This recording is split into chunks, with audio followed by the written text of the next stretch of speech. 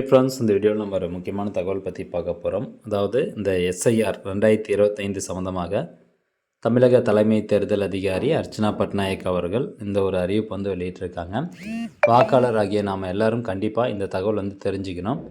அதாவது இந்த வரைவு வாக்காளர் பட்டியல் பார்த்திங்கன்னா தமிழகத்துக்கு பொறுத்த வரைக்கும் டிசம்பர் 19ஆம் தேதி அன்றைக்கி வெளியிடுறாங்க. அதுக்கு முன்னாடியே ஏஎஸ்டி பட்டியல் அப்படிங்கிற ஒரு லிஸ்ட் ஒன்று வெளியிட்டிருக்கிறாங்க. ஸோ இந்த பட்டியலில் நம்மளுடைய பெயர், வாக்காளர்களுடைய பெயர் இருக்கா இல்லையா அப்படிங்கிறத கன்ஃபார்மாக செக் பண்ணிக்கணும் அப்படின்னு சொல்லியிருக்கிறாங்க. ஸோ இந்த ஏஎஸ்டி பட்டியல்னால் என்ன, இது எப்போலேருந்து நம்ம செக் பண்ணலாம், அந்த ஏஎஸ்டி பட்டியலில் என்னென்ன விவரங்கள்லாம் இடம்பெற்றிருக்கோம் அப்படிங்கிற முழுமையான தகவல் தான் இந்த வீடியோவில் பார்க்க போகிறோம்.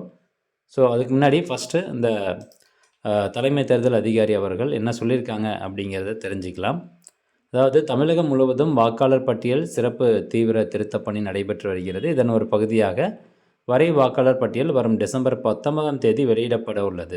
இந்த நடவடிக்கையானது தகுதியான யாரும் வாக்காளர் பட்டியலிலிருந்து விடுபட்டு விடக்கூடாது என்ற தேர்தல் ஆணையத்தின் உறுதிப்பாட்டை பின்பற்றும் வகையில் மேற்கொள்ளப்பட்டுள்ளது. ஸோ இப்போ என்ன பண்ணிகிட்ருக்காங்க அப்படின்னு பார்த்தீங்கன்னா, இந்த வரை வாக்காளர் பட்டியல் வெளியீட்டுக்கு முந்தைய காலகட்டத்தில் வரை வாக்காளர் பட்டியல் 19ஆம் தேதி வெளியிடுறாங்க. ஸோ அதுக்கு முன்னாடி என்னென்ன ப்ராசஸ்லாம் பண்ணிகிட்ருக்காங்க அப்படிங்கிறத பாருங்கள். பிஎல்ஓஸ், அதாவது பூத் லெவல் ஆஃபீஸர்னு சொல்லுவாங்க, 3 அல்லது அதற்கு மேற்பட்ட முறை சென்று அணுகிய போதும் தொடர்பு கொள்ள முடியாத வாக்காளர்கள், அதாவது இறந்தவர்கள், கண்டறிய இயலாத, முகவரியில் இல்லாத வாக்காளர்கள், இடம்பெயர்ந்தவர்கள், அட்ரஸ் வந்து ஷிஃப்ட் பண்ணியிருப்பாங்க, அந்த மாதிரி இரட்டை பதிவு செய்த வாக்காளர்கள் என குறிக்கப்பட்ட வாக்காளர்களின் வாக்குச்சாவடி வாரியான பட்டியலை தயாரித்துள்ளனர். இதுதான் வந்து ஏஎஸ்டி பட்டியல் அப்படின்னு சொல்கிறாங்க. அதாவது பூத் லெவல் ஆஃபீஸர் 3 டைம் தொடர்ச்சியாக அவங்களோட அந்த வாக்காளனுடைய முகவரிக்கு சென்ற போது அவங்க அந்த இடத்துல இல்லை அப்படிங்கிறத உறுதிப்படுத்துகிறாங்க அப்படின்னா அதுக்கு என்ன காரணங்கள் வந்து போடுறாங்க அப்படிங்கிற அந்த லிஸ்ட்டு தான் வந்து ஏஎஸ்டி பட்டியல் அப்படின்னு சொல்கிறாங்க. ஸோ ஏஎஸ்டி பட்டியலில் நம்மளுடைய பேர் இருந்துச்சு அப்படின்னா இந்த வரை வாக்காளர் பட்டியலையும் நம்மளுடைய பேர் இடம்பெறாது. அதே மாதிரி ஃபைனல் ஓட்டர்ஸ் லிஸ்ட்லேயும் நம்மளுடைய பேர் இடம்பெறாது அப்படிங்கிறது தான் ஒரு முக்கியமான தகவல்.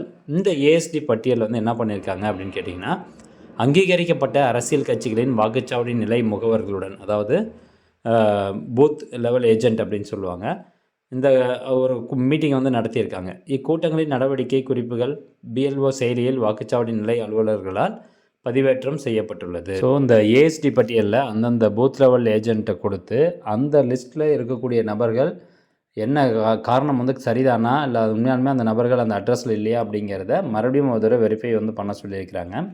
அதான் சொல்லியிருக்காங்க பாருங்கள். ஏஎஸ்டி பட்டியலில் இடம்பெற்றுள்ள ஒவ்வொரு வாக்காளரின் உண்மையான நிலையை உறுதி செய்து கொள்வதற்காகவும் வரை வாக்காளர் பட்டியல் வெளியீட்டிற்கு முன்பே ஏதேனும் பிழைகள் இருப்பின் அவற்றை திருத்துவதற்காகவும் இந்த நடவடிக்கை மேற்கொள்ளப்பட்டுள்ளது.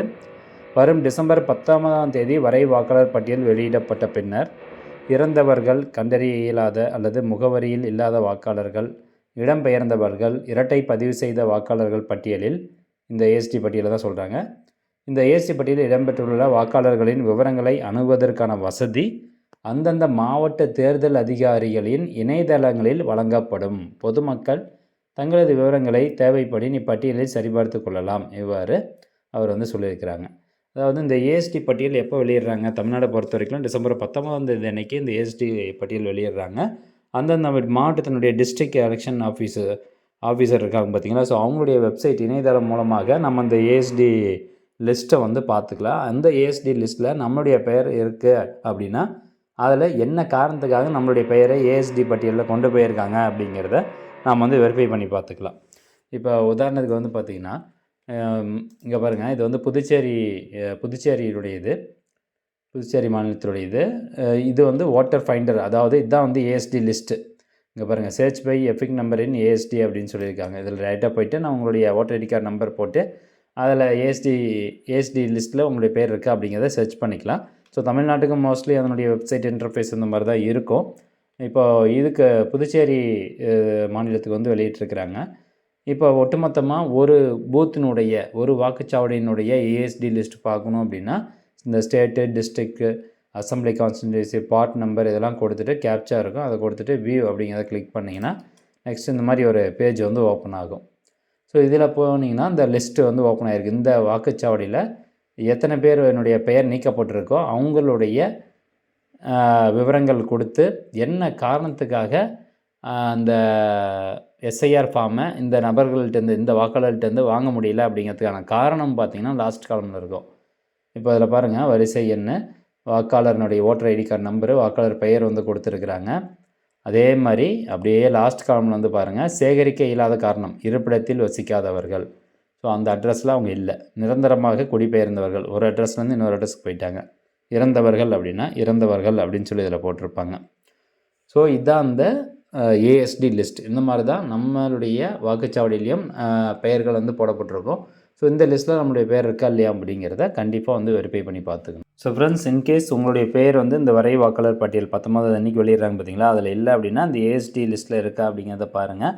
அப்படி ஏஎஸ்டி லிஸ்ட்டில் இருந்துச்சுன்னா என்ன காரணத்துக்காக உங்களுடைய பெயரை ஏஎஸ்டி லிஸ்ட்டில் கொண்டு வந்திருக்காங்க அப்படிங்கிற காரணத்தை தெரிஞ்சுக்கிட்டு மேல்முறையீடு வந்து பண்ணுங்கள். ஸோ அந்த மேல்முறையீடு பண்ணுறதுல எப்படி அப்படிங்கிறத நெக்ஸ்ட் நம்ம சேனலில் ஒரு வீடியோ போடுறோம்.